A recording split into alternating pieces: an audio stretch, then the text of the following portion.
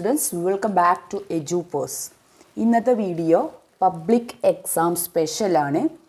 +2 public exam economics first ചാപ്റ്ററിൽ നിന്നും മുൻ വർഷങ്ങളിൽ ചോദിച്ച ചോദ്യങ്ങളും ഉത്തരങ്ങളുമാണ് നാം ഈ വീഡിയോയിൽ ഡിസ്കസ് ചെയ്യുന്നത്.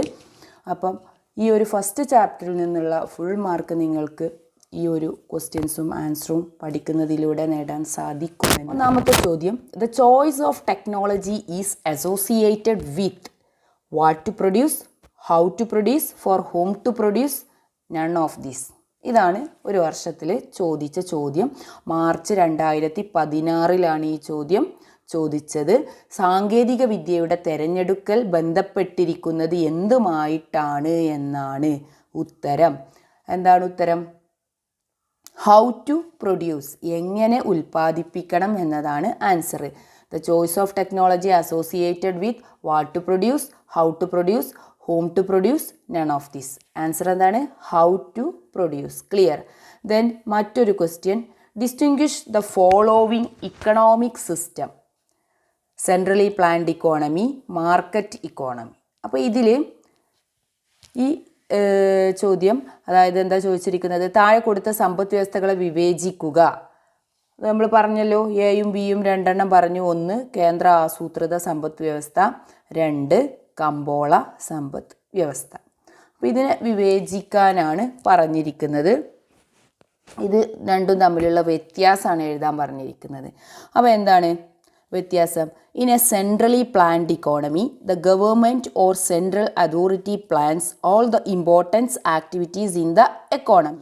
All important decision regarding production, exchange and consumption of goods and services are made by the government.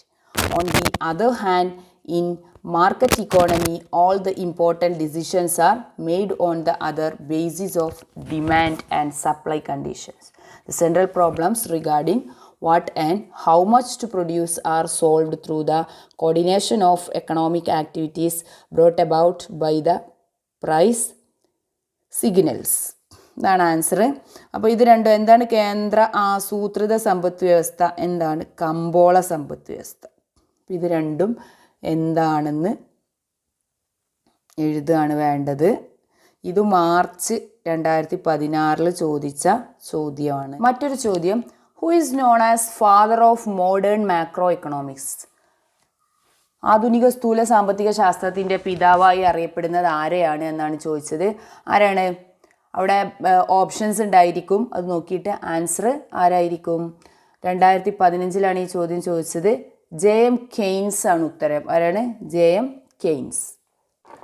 Okay, മറ്റൊരു ചോദ്യം, classify economic variables under suitable head. താഴെ കൊടുത്തിട്ടുണ്ട്, അത് താഴെ കുറേ കാര്യങ്ങൾ കൊടുത്തിട്ടുണ്ട്. അത് മൈക്രോ ഇക്കണോമിക്സും മാക്രോ ഇക്കണോമിക്സും ആയിട്ട് സ്യൂട്ടബിളായിട്ട് കോളത്തിലേക്ക് വേർതിരിച്ച് എഴുതാനാണ് പറഞ്ഞിരിക്കുന്നത്.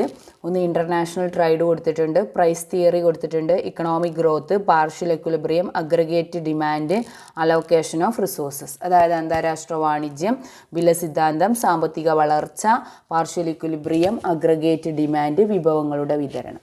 അപ്പോൾ ഇതിൽ മൈക്രോ ഇക്കണോമിക്സിൽ പെടുന്നത് ഏതാണ്, മാക്രോ ഇക്കണോമിക്സിൽ പെടുന്നത് ഏതാണ്, അത് വേർതിരിച്ച് എഴുതണം.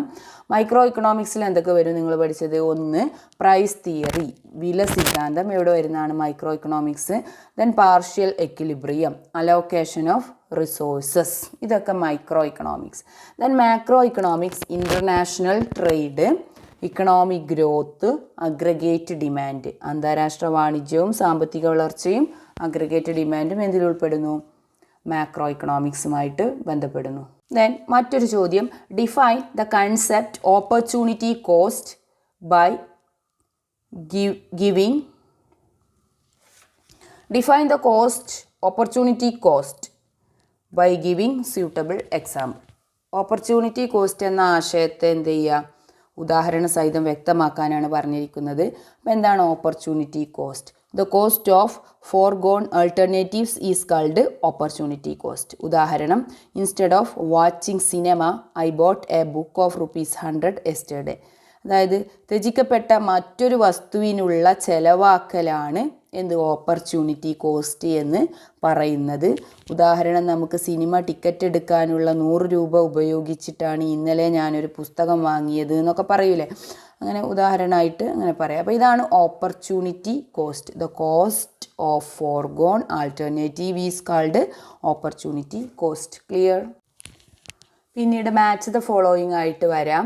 ഇപ്പോൾ എ ബി സി 3 കോളങ്ങൾ അത് തമ്മിൽ മാച്ച് ചെയ്യാൻ വേണ്ടി വരും. ഇപ്പോൾ ഉദാഹരണത്തിന് കെയ്ൻസ് എ കോളത്തിൽ, ബി കോളത്തിൽ ഇൻഡിഫറൻസ് കർവ്, സി കോളത്തിൽ IMF, എ കോളത്തിൽ ആഡം സ്മിത്ത്, ദെൻ 1994, സി കോളത്തിൽ MRS, ഇങ്ങനെ കൊടുത്തിട്ടുണ്ടാവും. അത് എന്ത് ചെയ്യുക? മാച്ച് ചെയ്യുക.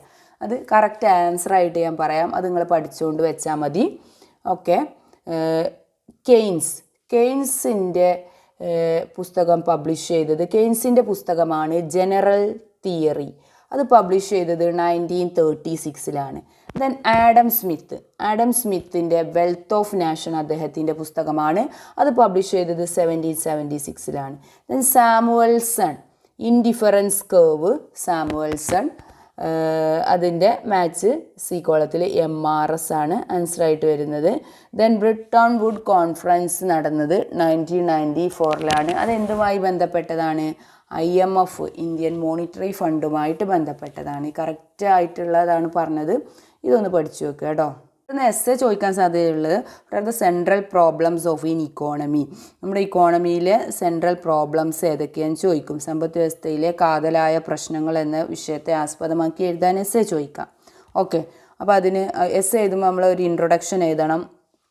ഇൻട്രൊഡക്ഷൻ എഴുതിയിട്ട് അതിൻ്റെ എക്സ്പ്ലനേഷൻ കൊടുക്കണം. സെൻട്രൽ പ്രോബ്ലംസ് എന്തൊക്കെയാണെന്ന് നമുക്കറിയാലോ. എന്തൊക്കെയാണ്? What to produce, how to produce, for whom to produce. ഇതാണ് സെൻട്രൽ പ്രോബ്ലംസ്.